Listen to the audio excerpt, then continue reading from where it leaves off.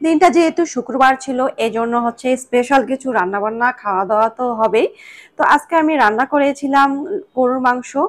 আর গরুর মাংসের মধ্যে হচ্ছে আমি দিয়েছিলাম হচ্ছে গরুর কলিজা, আলু, চর্বি, হাড্ডি সবকিছু মিক্সড করে মাংসটা রান্না করেছিলাম, বেশ মজা হয়েছিল। আর এই দিনটাতে আমার বাসার সদস্যরা আবদার করে তারা প্লেন পোলাও খাবে, তাই হচ্ছে আমি প্লেন পোলাও করেছি, সাথে হচ্ছে গরুর মাংস রান্না করেছি। তো সবাই মিলে হচ্ছে এই তো দুপুরের খাবার খেয়ে নিচ্ছি। আমার কাছে ভীষণ ভালো লাগে এভাবে হচ্ছে আলু দিয়ে গরুর মাংস রান্না করে, সঙ্গে যদি কলিজাও থাকে তাহলে কিন্তু আরো ভীষণ ভালো লাগে।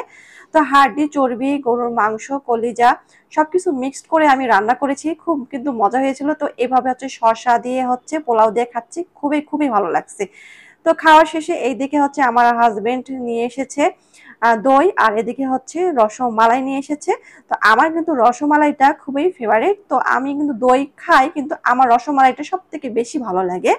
তো এই দেখে হচ্ছে আমার হাজবেন্ড হচ্ছে দই বেড়ে দিচ্ছে আমাকে, তো আমি এত পরিমাণে খেয়েছি, আমি দই খাবো এটাও খেতে পারতেছি না। তো আমি বলতেছি একটু অল্প পরিমাণে দাও, তো ও দিতে আছে যে আরো খাও আরো খাও, না আমি এত পরিমাণে খেতে পারবো না, তবু অল্প করে খেয়েছি।